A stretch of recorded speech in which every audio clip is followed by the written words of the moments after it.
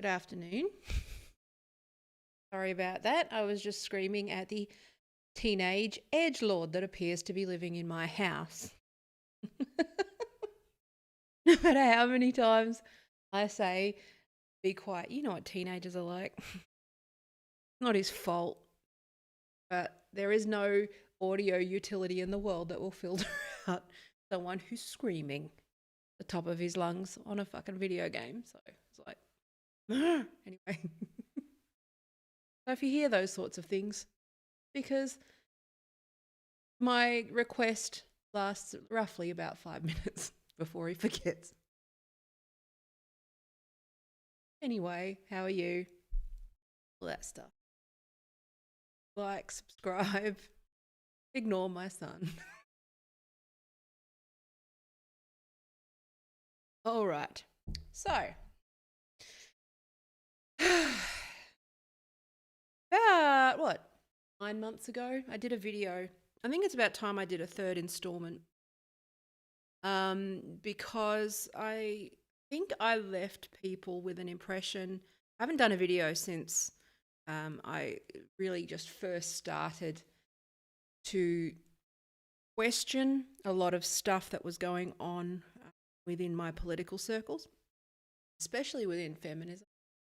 And before I started to sort of really de-woke. Now, for those that don't know what that means, I use it quite specifically. Okay, so it's got nothing to do with left-wing politics and everything to do with a specific, I would say they're a sect or a faction within the political left, for lack of a better term. I'm using a lot of lazy terms that a lot of other people use just for the sake of brevity. There's words that I don't like. There's philosophy underneath them and all those sorts of things, but just for the sake of brevity, I'll use left and right, okay? I don't necessarily agree with those, but let's just move forward. Okay, so I have been involved in the political left for some time. I have been active. I've been a feminist. I have always tried to do the right thing. I've lived according to my conscience and what I believe is a, generally egalitarian, generally fairly standing, very open-minded approach to politics. It's always been my thing. But obviously, then I got called a TERF, and I started to read more about that sort of thing, and I didn't realize just how insidious a lot of this stuff was. Now, again, I'm just warming this stream. My voice is a little bit crackly. But, okay, so just to qualify this, let's be clear. I define wokeness as a specific, narrow thing, okay? I'm not discarding the idea of social justice necessarily. I'm not dismissing the idea of intersectional feminism even. I'm not saying that teachers aren't doing a good job necessarily. And I'm not saying that people aren't doing their best, what they think is the best. What I'm just talking about is that I stumbled upon I think faction is a good word, okay? A faction of extremists who don't actually believe in science, don't believe in, they reject everything that we know and they disguise it in social justice. I find it extreme. So, and this really, the reason why it looks like a lot of people are banging on about the trans, right? It's not that. It's the fact that that is actually at the nexus. What you've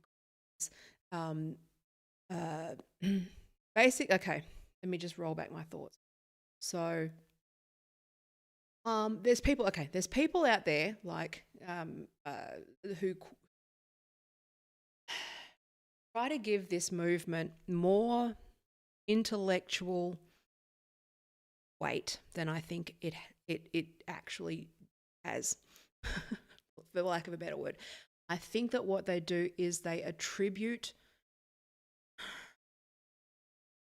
Okay, I'm still warming up. Okay, let me think. It's okay to stop and think, Taya, because Like I said, the new approach is to stream live, see what happens, stop, think, not just speak words until something comes out.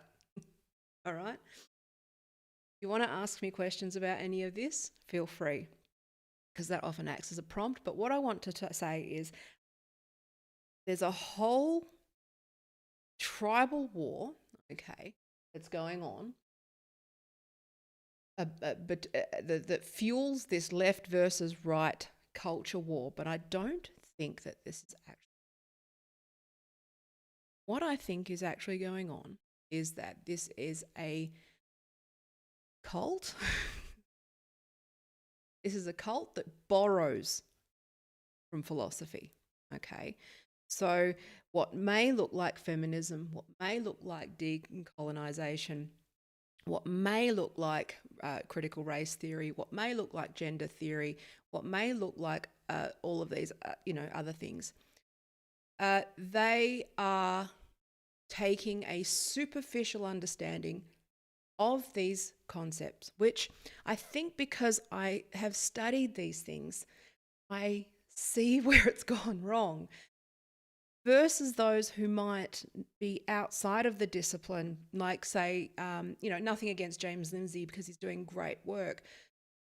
But I think that the problem with attacking critical theory generally is that it does have a valid place in academia, right? It belongs in sociology. Sociology should be a sandbox, and it's a valid one. Okay? Now, when I've been reading, I know it sounds weird, I've been reading some Judith Butler lately. I read an interview with Judith Butler. And I think, like any idea, when it's taken, okay, very famously, like Nietzsche, right? Very famously misinterpreted by the Nazis and by Hitler. Philosophy, when used inappropriately or when taken outside of the sandbox, taken outside of, Marxists, right? Revolutionaries, all of these things are valid within the sandbox of ideas. The problem is that when you move from theory to practice, and I think that what's happened here is, so it's not necessarily, but even then, I think that critical theory and all of these things, they're all valid insights. And I think that's been the problem, okay?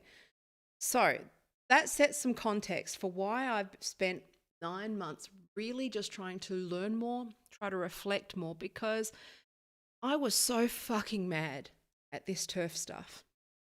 And if you don't know, the TERF wars are at the nexus of a lot of this social justice stuff. It has caused an amazing split in the left. It's caused an amazing split within feminists. It's causing, it is just a massive rift in the LGBT movement because basically a bunch of men have fucking taken over the movement, taken postmodern ideas, okay, at the core of which is that there is no reality, okay, only identity. That's dangerous enough, okay, because that is not true, okay. It's, identity is good to a point when you're trying to look at things like policy and when you're trying to, have some sort of practical application of it. But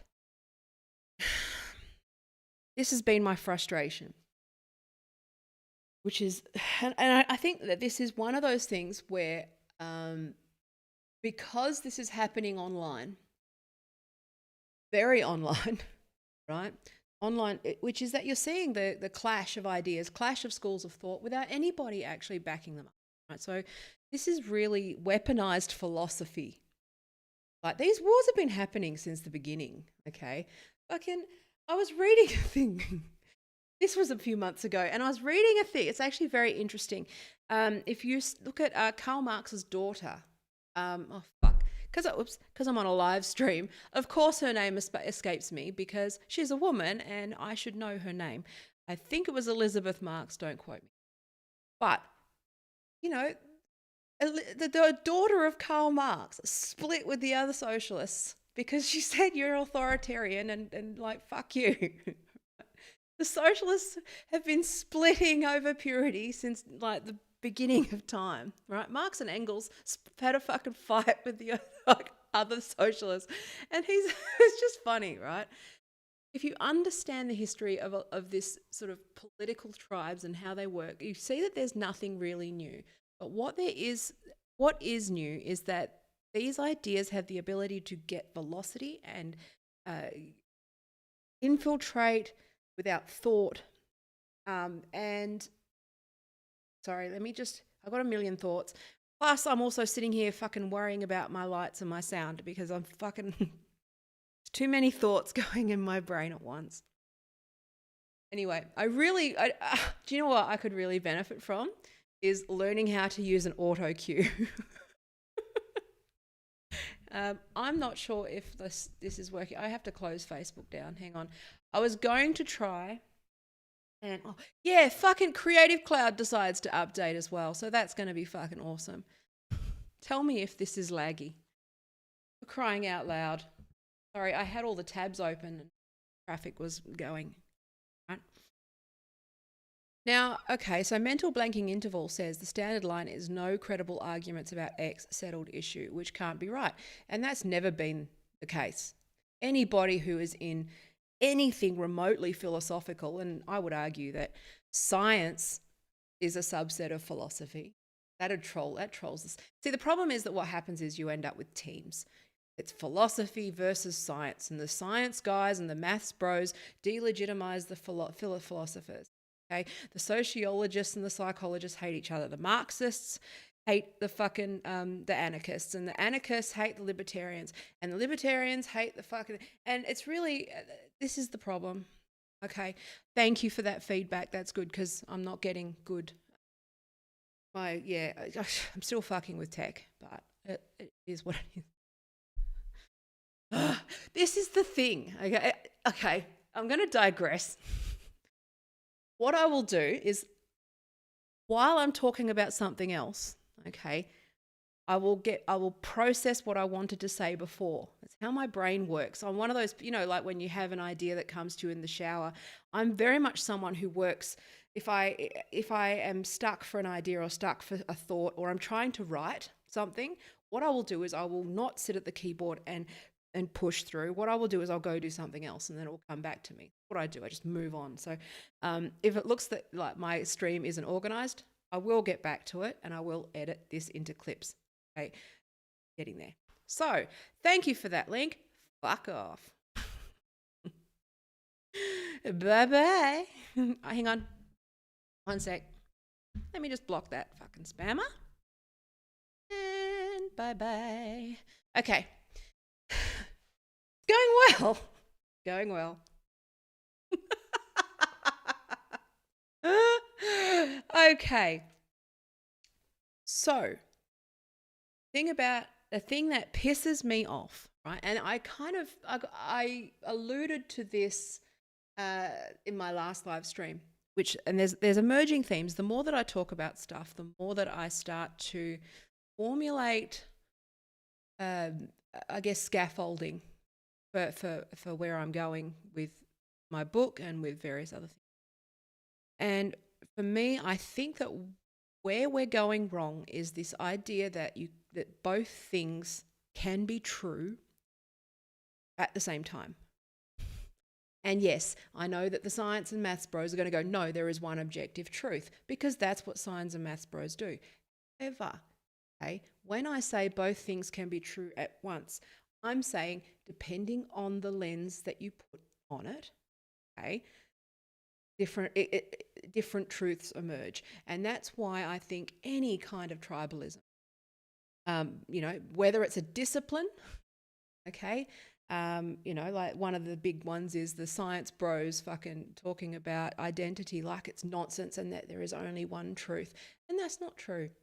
Okay, because if you actually understand science and what the role of science is about discovering what the truth is, and that the truth could be different tomorrow. I mean, this fucking virus is absolute truth. A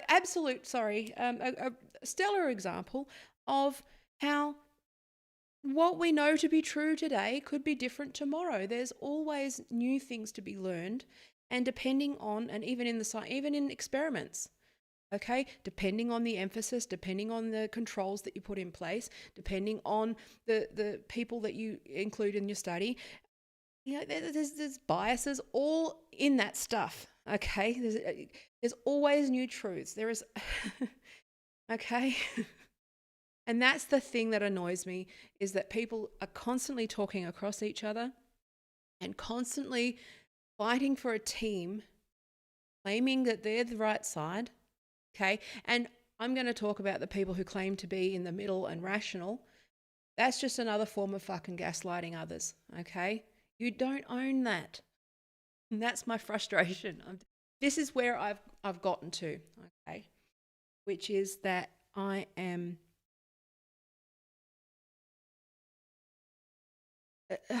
I'm just fucking frustrated. Is there anything we can do to move forward? Right, and I think I talked about this in last stream and a few other streams before that, which is there's a point where you just get exhausted. The discussion, you need to move forward and try to find a way to live together. That's the best we can hope for. Okay. Whether it's a virus, whether it's women's toilets, whether it's, anything, whether it's a married couple trying to negotiate how to live together. Okay, one snores and the other one, is kept awake. You have to find a way to negotiate, find a way to live together. That's no different on a societal level. We're all different people with different perspectives. And that's why I'm not going to throw out and dismiss postmodernism out of hand. I reject what it's become. Okay, now I reject the fact that if you're in the discipline of philosophy, you are not operating within framework of logic. Okay, and you can't argue in that well-established criteria, right? And yes, it's good to question that stuff, different ways of knowing and all that nonsense. But it doesn't trump everything else. Okay? I just said Trump. Oh, she admitted it. These always come out better than I think they do. But I'll relax. Hang on, let me just read this. The virus is truth isn't wrong though. Reality is slapping us in the face regardless of our take. I don't understand what you mean, because I think that I'm trying to understand the question, because I agree with you. This is my argument for material reality. It's actually my argument that you can't have postmodernism outside of a sandbox. Okay, I put postmodern ideas like gender identity, all of those other identity things, notions of there being multiple perspectives and that lived experience, but it doesn't trump material reality. Okay, now I've heard people say that, and again, this valid viewpoint, that reality is used as an argument and as a weapon shut down to impose a dominant narrative on those who are oppressed. Okay, so one real life example is when you're in an emotionally abusive relationship, which I know a little bit about. And as a woman, you are, I get this, right? So I'm just trying to work through this example off the cuff. So as a woman, you live a certain way. Okay, this concept of emotional labor is real. Cognitive load associated with being a woman. Oh yeah, sorry. Sometimes I misspeak and I say the opposite of what I meant. It's the chemtrails. Here's another great keyword. Fuck. It's the remnants of a stutter that I've had since I was little. Anyway, and also a brain that just works at 100 million miles a minute and a mouth that doesn't keep up. So it's sometimes I just say the wrong thing without meaning to.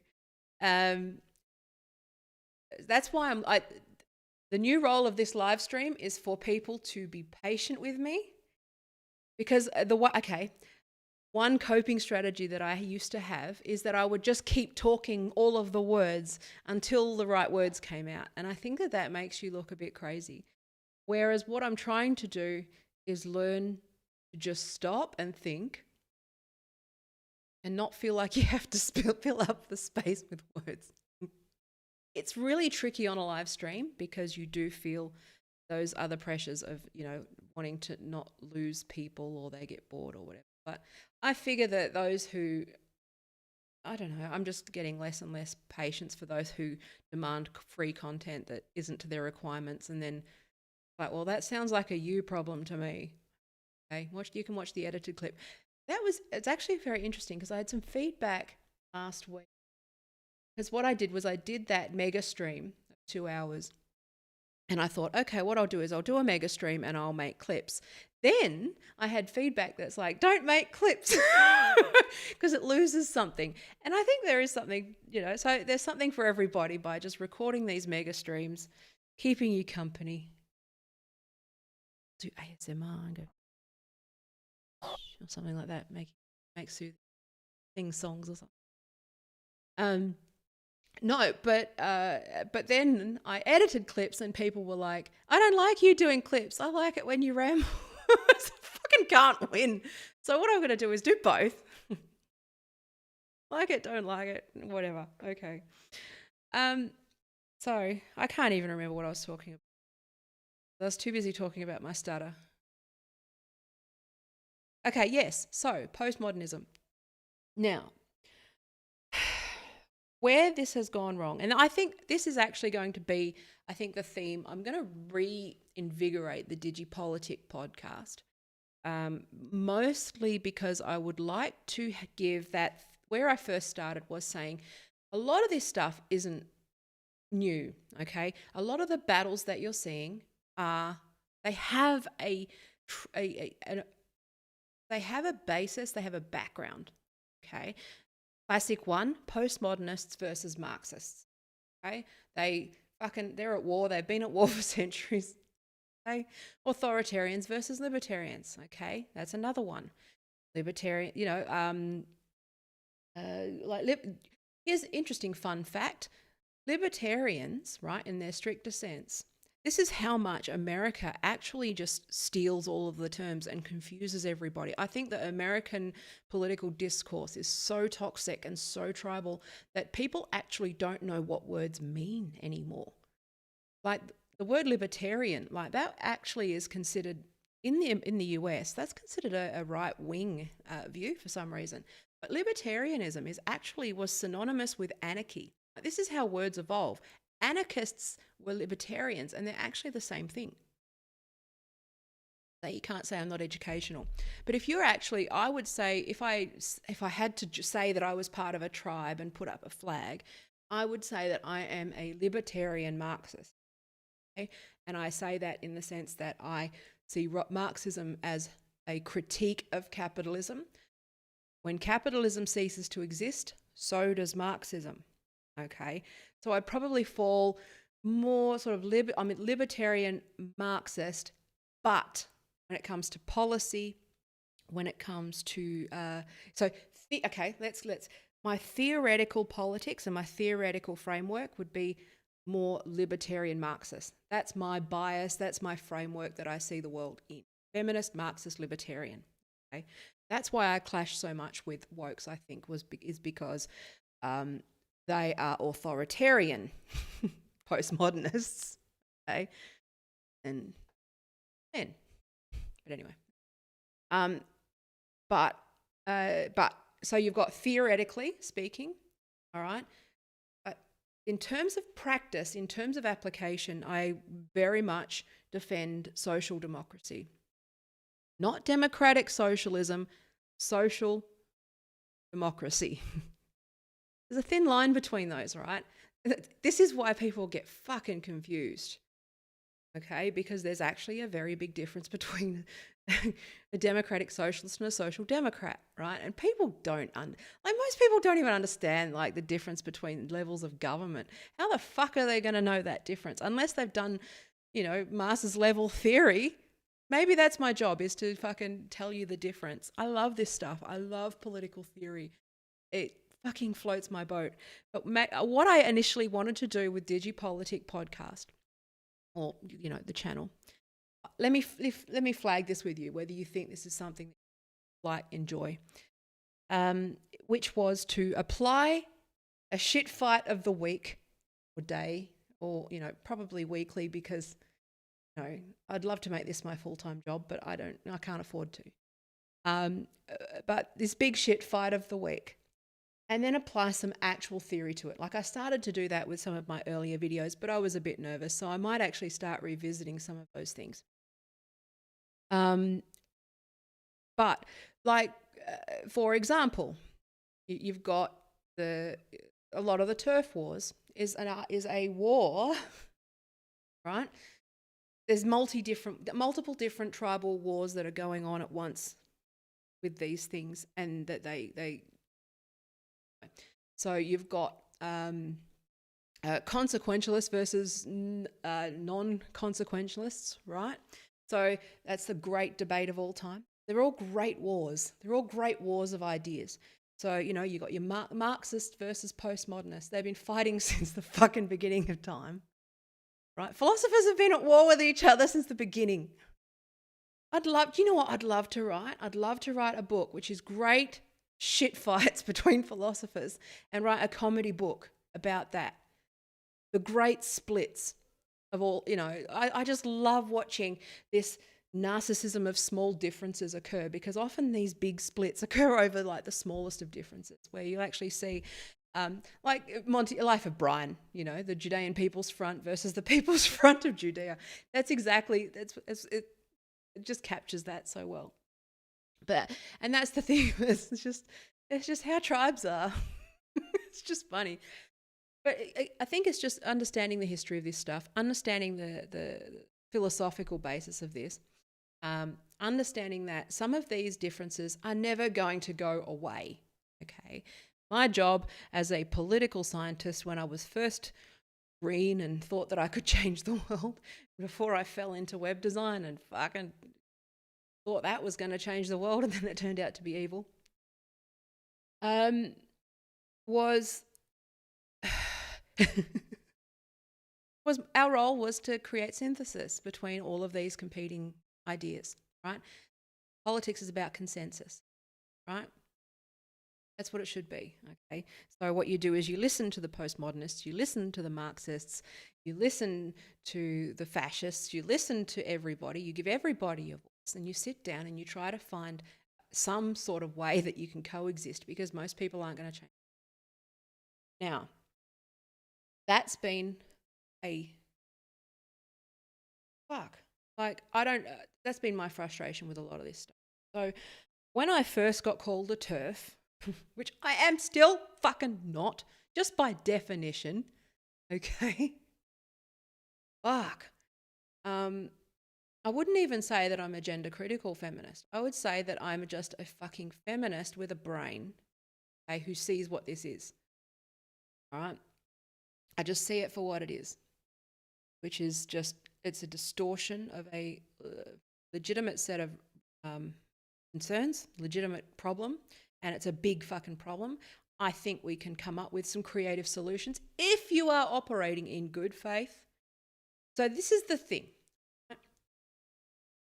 It's bad faith actors that fuck this up for everybody, okay? Now, if you, let's take a family of 5, right? There's always one brother who's a fuckwit, or one daughter, or one whatever. There's one person who's who is an emotional drain on everybody, who manipulates everybody. There's one in every family, okay? Then you take your extended family, okay? There's probably 2 or 3 in that extended family. If you're in my family, it's fucking more than that, but let's move on. People who are just vampires, who dominate, who don't think about other people, who operate in bad faith. Or they think that they're doing good things, but they're actually just fucking it up for everyone else. That's another thing, right? Then you expand that out to the street, okay? There's always one house on the street. There's always one busybody. There's always one Karen. Like expand that out to a suburb, okay? It just expands, right? The 10% of fuckwits. Okay, I've talked about this before. But at some point, the adults in the room, the parents, need to sit that kid down and say, I don't accept this. This is not acceptable behaviour. This is not how you conduct yourself. Now, I don't want to go into a society has gone to the dogs thing, because that's just not what I believe. I believe that on balance, we're improving. We've made leaps and bounds in many ways. Okay? If anything, I think a lot of this social justice stuff is a symptom of progress. It's a symptom of progress. Okay? A narcissism of small differences. When you have the big battles, and again, I'm not minimizing some of the very real battles around race and things, but it's not America either, okay? Robin DiAngelo's theory is around race theory in America. Anyway, moving on. You know what I'm wondering is whether people actually have read these books. That was my point earlier. I want to talk to a wide range of people, hoping that James will be one of them. But a lot of what he does is examine the social, what you hear about what happened at Evergreen College and those. What they do is his whole, I guess what he does is focus on the ideology, okay? Define its terms, talk about its origins and where it came from. And now what I think that does, and I know that it's well meant, but it's someone who is not from the social sciences. That frustrates me, because when you're within the social sciences, I think that the actual, again, there's nothing inherently wrong with that, okay? But the social sciences have suffered from being considered illegitimate since the year dot. Okay? We're constantly having to field fucking shit from engineering bros, maths bros, science bros, that that the arts aren't real disciplines. Okay? And that's why I think that it's not really very fair to have people that are outside of the discipline who delegitimize it from the outset, right? I don't know. It just makes me uncomfortable. Again, it's not about his work in particular. I think he does a lot of really great work. But again, you can disagree with fucking people and the friendship still be intact. Let's put it that way. Okay. But my frustration is that these things, where they came. I know where they came from. And they don't belong in practice. And the problem is that a lot of this stuff, this crazy fucking stuff, like even, 2 years ago, actually the very first podcast that I was talking about was about inclusion and diversity and neurodiversity. Valid ideas. Very fucking valid things. However, bunch of kids from Tumblr taken these ideas, they haven't read any of the theory, they don't know any of the fucking, the context in which this is in, and they built a cult around it. Okay? So this is, I think like Scientology. Scientology is a whole sort of series of sort of mystical things. But it's a big part of it is built around self-help. Okay, self-auditing therapy. That's how they get you in, which is that they help you to be a better person. A lot of people get trapped by wanting to be better, and that's not a bad thing. Social justice is very much the same. And when I say social justice, I don't mean it the reason it's called social justice is because it's a thought terminating cliche. It sounds like it's got good things, okay? Like Christian Science, like that kind of thing. It conceals the meaning. But I'm just going to say wokeism so that you can understand the distinct difference between that. And I'm not going to say social justice because obviously social justice is a legitimate thing. So wokeism as a narrow definition, so like an internet cult that came out of Tumblr and various blogging platforms. It is a perfect storm of helicopter parenting, American cultural dominance, cinema studies, too many people being able to go to university with low marks, and people who aren't that bright, taking over the arts field. People who and there's all of these. There's lots and lots of fucking reasons for it. The internet, right? Social media.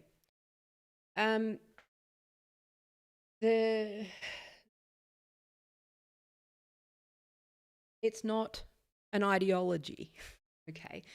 So the thing is that, yes, it is a system of belief. The more and more that I see this stuff, I'm seeing that it is a new religion, the virtual religion, and I would actually argue that it's a cult. It's got all the markings of a cult, and that's the thing that I'm talking about. I don't even know what I'm fucking I'm just waffling.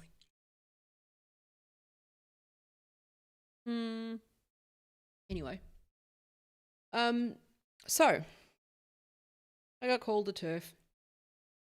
I still reject it.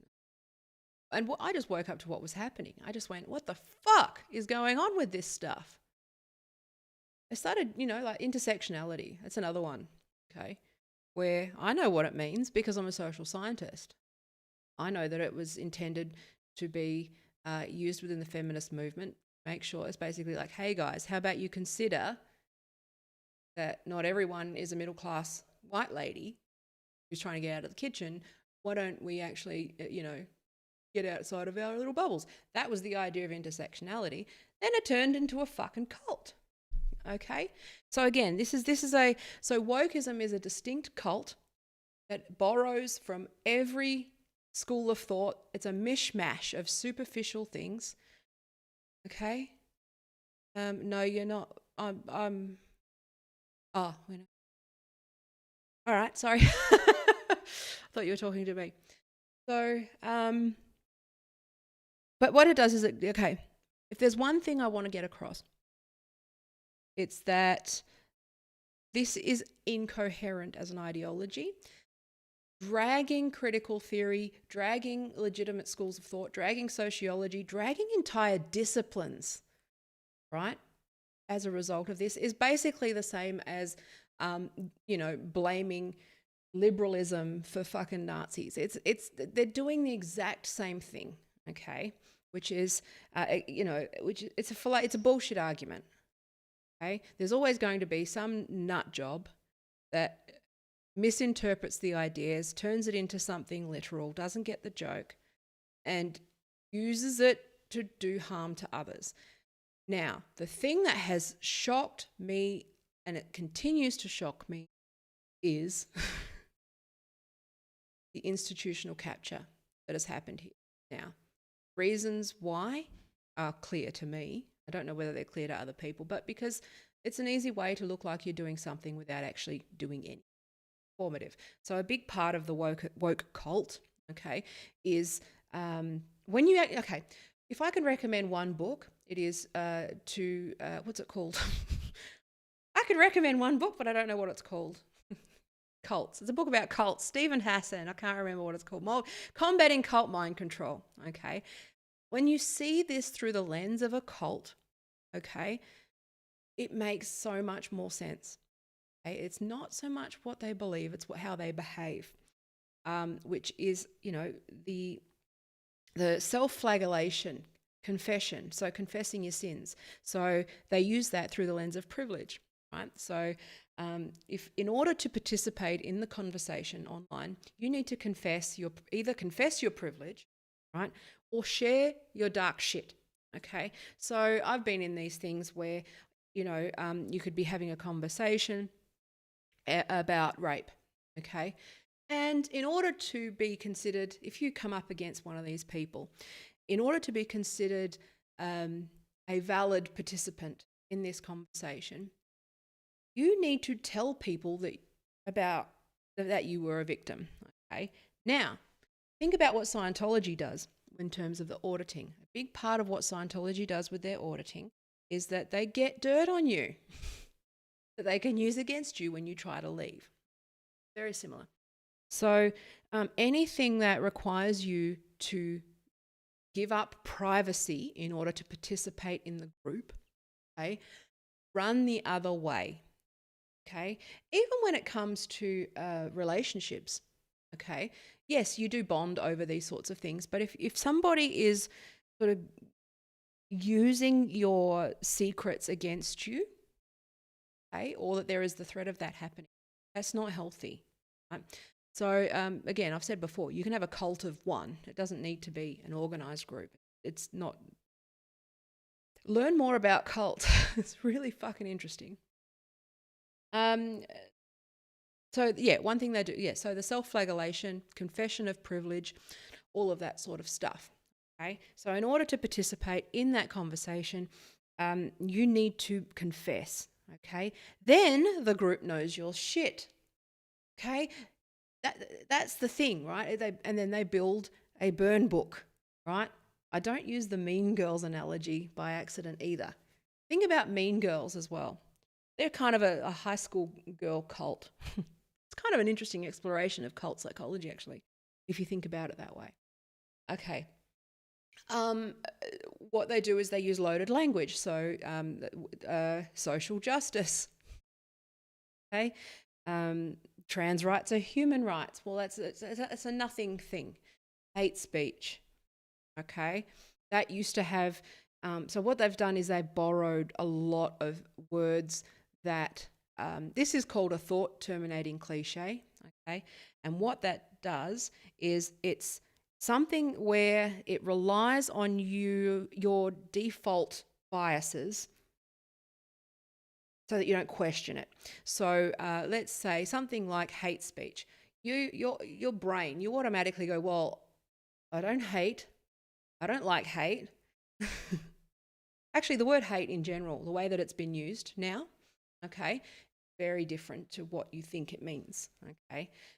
Hate is, like most people, when the word hate comes up, the word hate speech comes up, you think of the worst of trolls, right? You think of the worst of incitements to violence. It used to have it has a legal definition of it's either incitement or fighting words, right? But now it means anything that makes someone else feel bad under this cult, okay? So, but what they do with loaded language is that they rely on you not questioning the definition. Okay, so one thing when you're confronted with people is to go, okay, so one thing that philosophers do, or good faith philosophers do, is, or in a good debate, is they'll sit down and say, okay, before we get into it, let's talk definitions, okay? So when you say hate, what do you mean? What's your definition of that? My definition of hate speech is, and a lot of these wars actually do come down to definitions, funnily enough, right? Yes, harmful is another one. So most people, it's a word that they say, okay, harm, transphobe, homophobe, racist, okay? Those types of words, they've quite strategically borrowed, all right? And it's not an accident, which is that because those are emotionally charged labels that have very painful history behind them. However, the meaning has changed. Okay, so what they do is you don't just change the definition of, because they actually change okay, So to get people to be on board with a new idea is a lot harder than to redefine one that they're already on board with. That's called stealth. That's, could be stealth authoritarianism. I've talked about that before, but there's other ways to do that. It's a tool of manipulation, right? But loaded language is a big part of that. And I talked about this in persuasive design actually last week, which was where you're relying on the default. Okay, you're relying on people's defaults so that they don't actually push back or don't question, and they go along with what you're saying. Okay, and this is the biggest part of this movement, and this is why the institutional capture has been so astonishing because it is just loaded shit. So when you say diversity and inclusion, for me, I mean diversity of ideas, diversity of thought, diversity of experience, diversity of class, sex, all of those things, right? Good things. What this diversity movement means is quotas for people who fit certain identities, right? So again, it's not the same thing, okay? So the people, okay, it's not a coincidence that suddenly a lot of I've said this before, incompetent middle-class white men are being replaced by incompetent middle-class white women. That's not what the intention was, okay? The intention was to replace incompetent middle-class white men with competent people. Okay, that's the difference, all right? But that's the thing, right, is that people start to, anyway, that was a digression. But that's what they do, is they rely on the default state, right? They rely on your default definitions so that you don't challenge it, you don't question it. So when someone says transphobe, you go, I'm not, well, first of all, most people are just like, I'm not fucking touching it, back away slowly, right? But there's this idea that you need to, it's like, well, most people would go, oh, I didn't realize I was a transphobe. I didn't know. Okay. That's most people's reaction. We go, okay, I didn't understand. Like, I don't know if when Caitlyn Jenner first came out, she did that reality show, I Am Kate. And that was actually very interesting because despite it being a fucking exercise in narcissism and fucking whatever, what was interesting was the people around Caitlyn Jenner who were trying to educate her on the shit that she was saying. I think, again, these have all started in good places, which is that those talking over those that have had the experience is a good thing. It's not a good thing, okay? Men talking for women, now they just call themselves a woman and it's fine apparently, but whatever. Let's just move on from. How did we get here? How do people not see this? Oh, I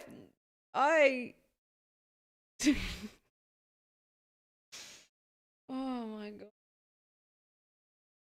How is this not? It has to be obvious. And people are just not saying anything. It just, otherwise, like, I think this is one of those things with like the toilet paper thing, where there's a very clear explanation. I don't think everyone's lost their minds. I think it's more that people are just scared to say anything, or they're uncertain, or they've seen what happens to those that do actually speak up. I think that's. But like, fuck me, if you actually buy this stuff, like, if you don't see like that, like, if you think non-binary is a thing, go away. Not a thing. Anyway, okay, so I moved on. Okay, I went off on a fucking loaded language. So what they do is they rely on your default pattern. Okay, so most people would identify and go, well, I'm not racist. I'm trying hard to not be racist. I definitely don't want to be one. Okay, so if somebody comes to you and says that's racist, your first thing, I know me, my instinct is to go, well, okay, how? Don't understand. Now, what this cult does is say, well, I don't need to teach you. It's just a fact. And they don't actually need to argue that beyond that point. If they say it's racist, it's racist. Okay? Now, I saw this happening with feminism, and I kind of felt I fell into it, and I actually I felt a little bad about how I had treated some men previously in arguments, where it's just like, well, fucking, just because I'm a woman, I have, yeah. Anyway, that's what I still think women. There's a fine line between condescending to women and ignoring them and talking over them, and having something to say. I think it's just about knowing your place. I've said this before. What am I talking about? It's been 50 minutes where I generally run out of steam.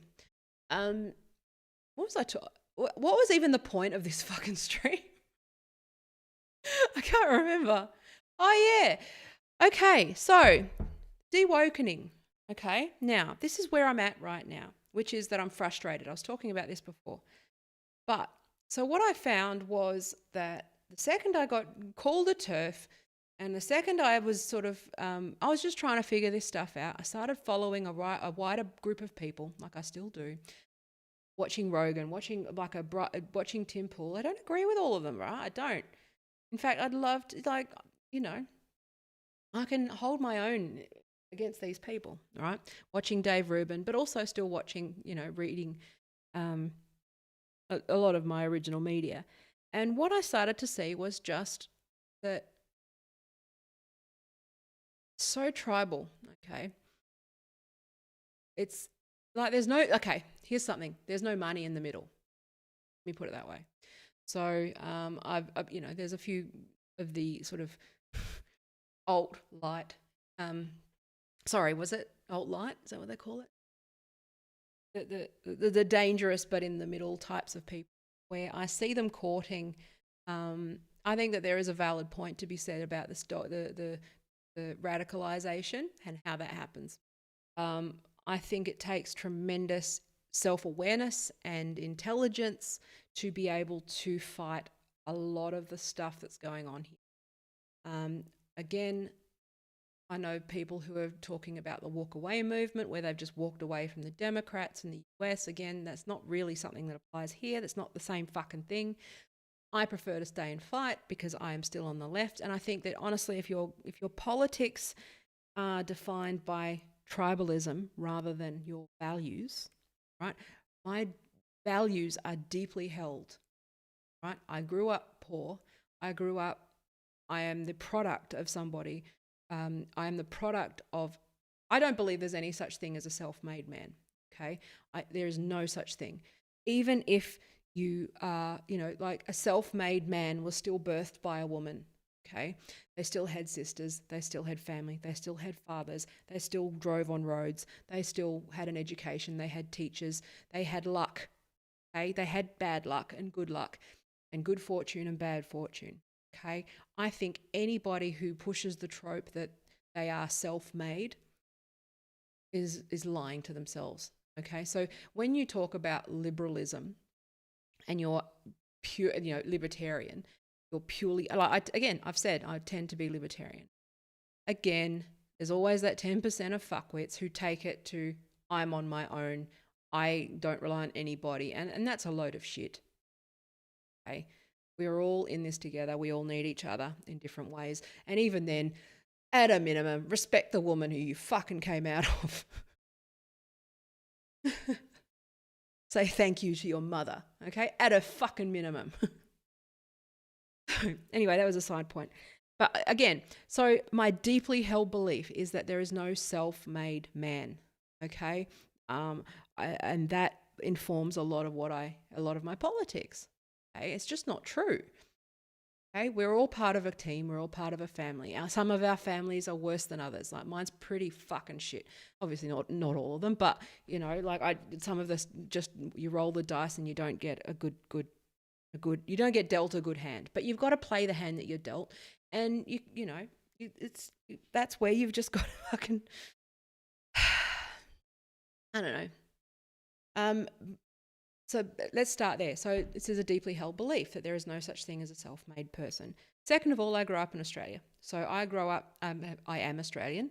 I have seen the effect that neoliberal American economics and cultural hegemony have made on our country and our sense of country, our sense of national identity, our culture. I have seen this very pervasive, this very slow influence towards individualism, and I've seen it creep in. I think I'm just in the right. I think because I'm Gen X, I think because we're on the cusp of that, right? I saw a system that was working for the most part. Right? We had the big government utilities. We had, nationalised airline, nationalised bank, nationalised telecoms, all that sort of stuff. And I saw that sold off, right, for nothing, pretty much nothing. And, I've seen these things evolve. So maybe it's just that Australian perspective where, again, we're the sum of our parts. So I grew up in a largely social democratic, union-friendly, unionised country. So we're a little more, we used to be a little more collectivist and have a little more collective sense of national. Now I'm seeing a lot of the excesses and disgusting side American culture sort of infiltrate here. So let's not forget that there are, even though we are Western countries, we do have different political culture. We do have very, the scaffolding is different. Okay. We're a colony of the UK. Okay. We have a different history. So we're probably more like Canada than we are like the US. But even then, we're a bit different. So again, these are deeply held beliefs. So the thing about walk away, I've talked about it. So this is the journey that I've gone on, which was that I was effectively ousted from my tribe. Okay, I lost all my friends. I mean, I've gone through divorce, so that was already fucking happening anyway. But this was sort of like the last, like anyone who's still my friend now, thank you. But I've lost a lot of people. They weren't really friends, but I've even lost family members and, stuff I can't talk about on here because I don't want to destroy that relationship forever. But I have lost people, okay? And it's hurt me a lot. And the pressure to cave and go back into my woke bubble has been immense, okay? Because first of all, I can see where it came from, which is that I come from the social sciences. I understand. I've done sociology. I get where they're coming from. Okay, some valid critiques. In the sandbox, in sociology, they should never, ever, ever, ever, ever have power. Okay. Ideologues should never be in charge. Okay. What you need is this is why you've got balance of power as a concept and sorts of things, right? And separation of powers, because you don't want one particular philosophy to dominate another, because that's why we have bureaucrats, law, all of that sort of stuff. It's not perfect. It's why we have parliament. It's the foundation of democracy. It's pluralism. I've talked about this before. But going to say it belongs in the sociology department. It doesn't belong in practice. Okay. Now the problem is that because of this, the internet and tech companies, right? Tech companies have seen an opportunity here. I would argue that wokeism is, I think it's this 50-50. Okay, I think they know what they're doing. I think that the tech companies are jumping on the woke train, because it is an ideology that allows them to look like they're doing good without actually doing anything, right? They're still just using moderators in the third world. They're still fucking, they're still male dominated. There's still all this stuff. But now those men can put pigtails on and still just work. And like that's all of the diversity quotas met, okay? right? They'll never hire me because I'm a 41-year-old woman in Perth, right? But this is another way for Silicon, again, corporations benefit from wokeism, okay? If they didn't benefit, this would be nipped in the bud in 5 seconds, right? I don't think that this is necessarily institutional capture, okay? Especially in Australia, because I think that we're a bit more likely to call a spade a spade. Like every CEO that I've talked to just goes, this is a load of shit. But what annoys me is that this whole thing, okay, it takes everything else down with it. Now, I remember having a little altercation with a mining executive, and I was talking to her about open plan offices. And I said, well, my problem with open plan offices is that, first of all, because I've got ADHD and autism, I can't work in an open plan environment because, first of all, I fucking can't shut up. Okay. And also, I'm easily distracted. I don't get any work done. And also the noise. I just find it very, I got itchy nose. Anyway, and she just went, "Wah!" So what we're doing is I didn't realize at the time that she had probably been having these this was early. This was before this fucking thing really, this was before I peaked, I suppose. But what I'm realizing is that she was like, oh, another one of these. Whereas I was actually sitting there. I think there's a lot of people that unwittingly stumble in this stuff and don't realize, where I have now met a number of male executives who sound like fucking MRAs now because they're so sick of these full-on woke feminists that actual issues are going unaddressed. Okay, so when you're attacking somebody or going on the full attack or being absolute or being an ideologue, right, most people shut down. Okay, most people will shut down to everything that you have to say. If you've ever had a big fight with your partner, right, or with somebody, you know what happens, right? No one is listening to each other. There is absolutely no way. You've just got to get through the fight till you're both fucking exhausted and then you can sit and have it. Okay, that's usually just how it is. When emotions are running high, we don't listen, okay? Now, the problem with this movement is that they are so absolute and angry and cancel everything and intolerant of anything that's even slightly deviant, right, of this one thing, of their worldview, regardless of what that worldview is, which I think is nonsense. Anyway, but this worldview, you're going to have people, it's counterintuitive, okay? So most people are just going to say, nah, I don't want anything to, and then you get people like me who are actual feminists. I've stopped using certain words, okay, because of these fucks. Right? I have stopped saying, I've stopped talking about diversity and inclusion because those are now, you know what, you want to talk about dog whistles, right? They've got their own too, right? Diversity and inclusion. It's another, actually those are really good when you talk about loaded language. Again, when you're talking about legitimate issues when it comes to getting more ideas around the table, more voices around the table, what it means to them is 8 out of 10 people on that board are trans or black. Regardless of that's it's ridiculous. Anyway, it was like, no, and then there's people like me who are like, no, we've got a merit problem, okay? And we get fucking sidelined again. Chief People Officer, yes. Those fucking these blonde, you know what? Do you know who is benefiting most from these innovation fucks, these HR fucks? And do you know what? They're all blonde, upper class, okay? Or married to upper class women, okay? There is no diversity going on, okay? It's another power grab, and it's yeah. Anyway, I could go on forever about. I know that there hasn't been really any structure to this. This is where I do my unstructured stuff. My structured stuff is written down. I can't do structured video.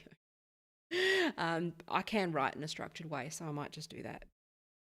One thing that's good to know: like and subscribe and share. Okay. I never start saying.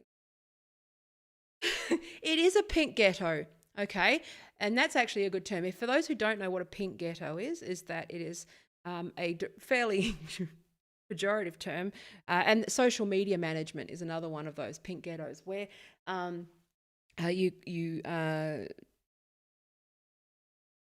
an industry. Actually, it's happened to marketing. Marketing actually used to be something that was for the boys, and that's why I was so fucking pissed off. Um, yeah, yeah, exactly. Now think about how big of a thing it's become to put a headshot and real name on profile and have to use it to apply for jobs. Yeah, this is huge, and that's why you know, like, I understand why people don't speak up, right? I know that there's a chill around my name, right? Even in Perth, which is pretty conservative, but I know that there are people that won't work with me, and that's fine. For me, the trade-off, you know, obviously it's not fun, certainly not easy. I'd like to be able to be, you know, making bank, but I've never been able to like take money at the expense of my soul. It's just not something that I can do. But if corporations were not making money from it, they wouldn't do it. Okay?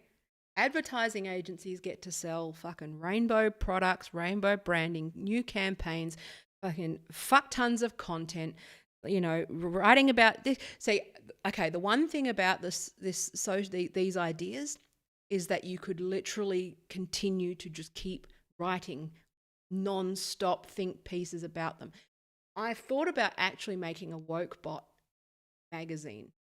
If anyone wants to give me money, I want to call it like Woke Bot Magazine, but it is an AI and it generates clickbait content based on these ideas. I would love to be able to create that bot. It wouldn't be hard to do. I could create it. But use machine learning to generate fucking so take like I wish I had money because you know what, all of these ideas I wish I could do. I've had these ideas in the past, but you could just generate them. Like they really are. Like the problem, why vapes are not inclusive. And then you just write a fucking thing. You know, oh, the problem with Borderlands, why my ukulele is brown and not white. You know, like that's the thing, is it just goes so fucking granular. There's a lot of money in that.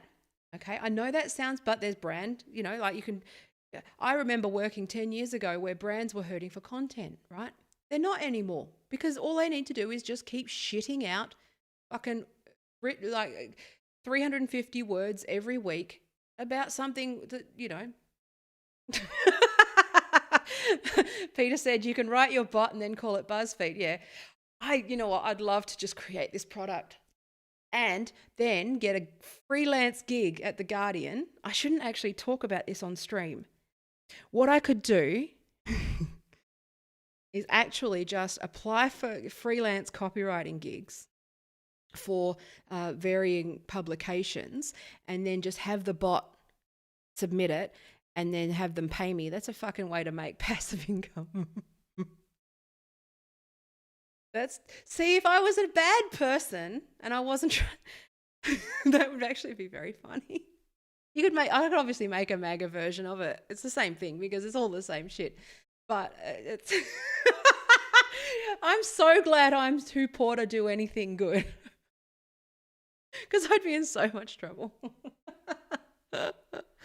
I know that, what was it, Clickhole did the same thing, but they had people doing it. It would be funny to just have bots doing it. Anyway, but I'm so evil.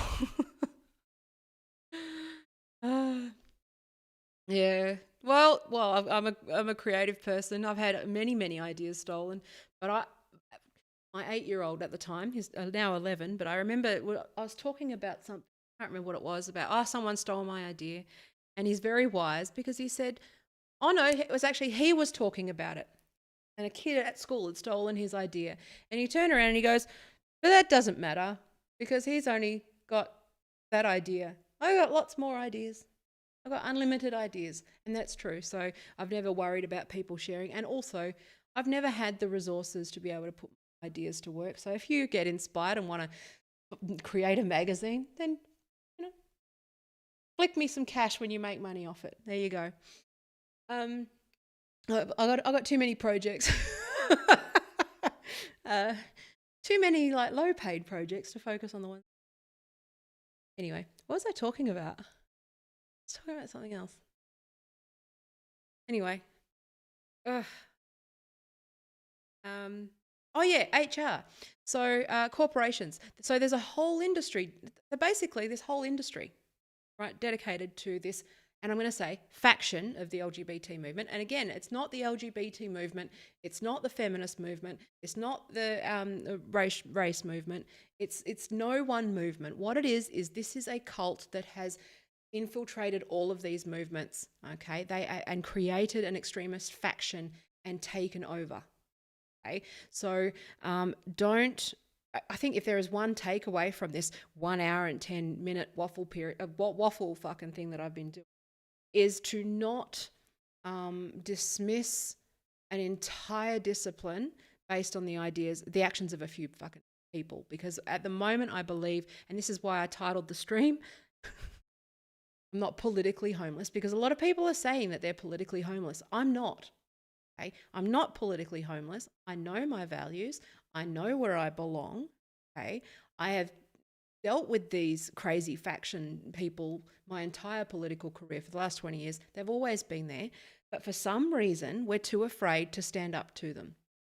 And I think it's because it benefits dangerous men.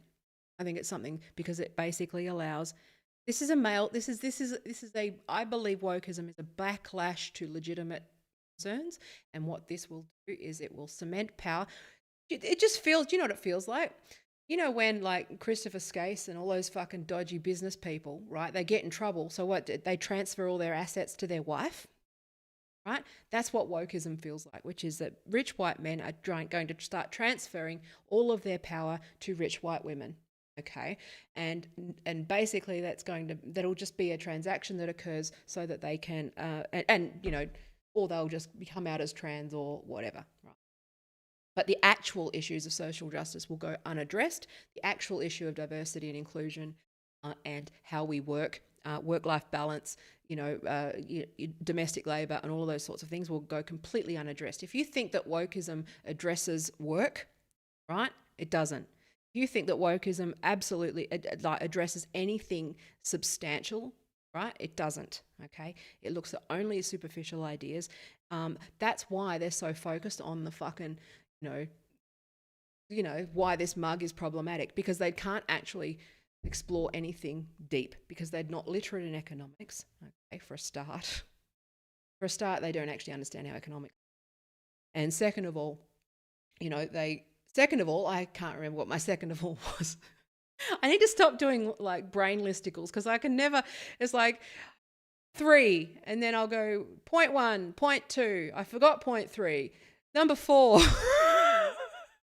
That's my brain. I am smart. This is not, this is a stream of consciousness doesn't work for me. Yes, retired. Okay, on Periscope. It supports lawyers. It supports this. Wokeism reaffirms power. Right? It's genius. It's very clever. Right? And the problem is that it sucks in all of these great, good-hearted people. Right? Stupid, but good-hearted. Like I got sucked into this shit for a while because there is a foundation there that is taught at university that makes sense. It's only when you start to dig or you rub up against them, like for me, like women can't have fucking dicks. I'm sorry, but they like when people, and this actually, I watched the thing with Graham Linehan this morning where he was basically like, I got in trouble for speaking the truth, and that's when it became a problem. Okay, and that's what it's the war on truth. I'm generally pretty open-minded. I don't mind, but yeah, it does. It bureaucratizes power, as Peter said. It reinforces power. It makes a lot of money. Okay, and it actually affirms all of the power and all of the roles and all of the imbalances that have been. It's basically a rebrand right, of institutions. Okay, it's just a rebrand. It's nothing more than that. Okay, this is something, and this is where, okay, so when we get back, mental blanking interval asked a question. Do you think it's some intentional conspiracy or an emergent phenomenon? I think it is a perfect storm between, so it's much like capitalism, right? Capitalism is not a conspiracy, but it creates them because those who benefit from it will preserve it. Okay, so think about someone like, I like using Mark Zuckerberg. I still to this day don't believe that Mark Zuckerberg is a person.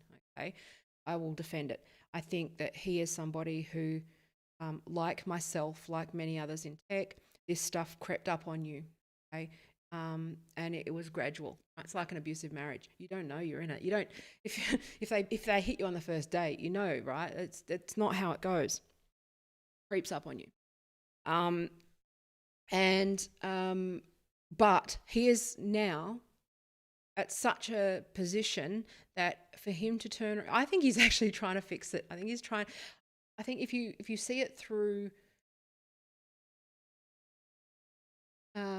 through his eyes, I think that he is doing the best he can to try and undo some of the shit that he's done, and he can't undo it, and that's the problem. But okay, so in terms of it being an intentional conspiracy, the answer, I'm so sorry, my nose is so itchy, or an emergent phenomenon, I think it's both. And I think it's a phenomenon that benefits people. Now, that's right. The thing about cults is that cults have leaders, okay? Charismatic leader.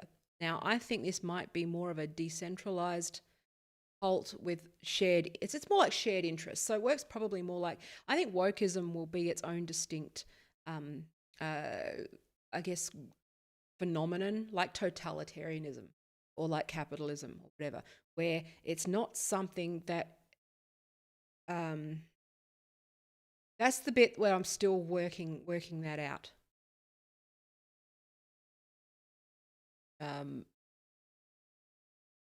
I'm just going to finish this thought first. I haven't read that. I've got a reading list that's like hundreds of books long. What was I going to say? So it's more that, like with capitalism, there's no one person pulling strings. Okay, it's a set of ideas that sort of evolved with the time, right? Adam Smith and all those things. Just it evolved over time, right? But eventually, it concentrates power, okay, and those who are in power fight to defend it, and that's when it does become a conspiracy. And so I don't. Again, I try not to attribute too much to evil. I think that there's I like to give the people the benefit of the doubt, but that also means that I tend to miss things. Maybe it is just, I think that wokeism is a product of tech companies. Okay. When I say product, I mean it is a result, but it is also a actual product. Okay. So because I know it's a digital product, that makes them a lot of money. Okay. Building tribes. And also I understand where a lot of this stuff came from. Like there's people when you're in marketing, marketing 101 is to polarize your audience, make them feel like they're part of a tribe. All of that psychology of tribal psychology of sort of, you against the other, all of that stuff, that's just come to a head through tech companies. Right? I think that, am I allergic to grass? I'm not normally, no, I think something's just gotten me. So what was I going to say? Yeah, so the answer is I have multiple thoughts about that I'm still thinking through. I think that an interesting book to read actually is Surveillance Capitalism by Shoshana, what's her name? Zuboff, I think is her name. And that she sums that up really well. It's a bit wordy, a bit waffly. She could have said it in sort of half the time. But it's actually still very interesting. Just listen to the book. And she sort of gives a good summary of that. But, Facebook and Twitter and all of those things, they've been researching this shit for decades, right? They know what they're doing. I just don't think they realise. I think that a lot of this is unintended consequences, okay? And then they saw the benefits in it. It's kind of a happy accident. And then they saw the benefit in it. Like wokeism polarizes. Okay, it's something that it's marketing 101. This shit, right? You don't have, there's no middle ground on it. It divides everybody. It makes us feel stressed. It makes us feel anxious. Like if I could design the perfect product to use as a weapon against my audience, I would design this ideology, right, where they eat their own constantly in order to sell them different products. And if you look at, the way that Facebook allows you to segment audience, it's just segmenting, right? If you get them arguing over the narcissism of small differences, what you're doing is mapping those differences. So this person, you're drilling it down. So, what started as a Queen fan forum, then they split over this and they split over this and they split over this. You gather all of this information, right? Remember, behavioral data is the product, right? Where all of our conversations and behavior and all this stuff, it's all behavioral surplus, right? It's all just we're not the product. We're the raw materials for predictive products, right? That's really what we're doing. So if you start, I know I'm talking about boring shit, but at the same time, it's very important. Wokeism, it feeds that machine, right? Which is that if people are fighting over everything, you're learning what they like and don't like, so you can sell shit back to them. So you can predict them, so that you can weaponize them during an election based on their interests. Like if you've looked at, like the way that Cambridge Analytica, a lot of their targeted stuff was creating Facebook pages where they're just fans of cars. They weren't even talking about politics. But what they do is they gather enough on you so that they can weaponize you at any moment. Like I've said this before, World War III, maybe we're in it now. There's a good chance we are. I don't think that World War III will look like, no one said they were in World War II during World War II, and I think this is the same thing. But I think that it will be a very different war. What I think it will be is through online discussions, right? Because again, this whole hypothesis of, every single tribe has, that family member that's crazy, right? Well, that's a big question. I think, again, like anything, it's neutral and it's how it's used. You really, really need to fucking legislate urgently on this stuff. I have a lot of feelings about AI, but I can talk about that another time. Oh, sorry about my nose. What was I going to say? No, World War III. It won't look like anything we expect. Okay, what it will look like, what I suspect it will be a version of that tribal shit. So, at some point, someone will weaponize all of these tribes, right?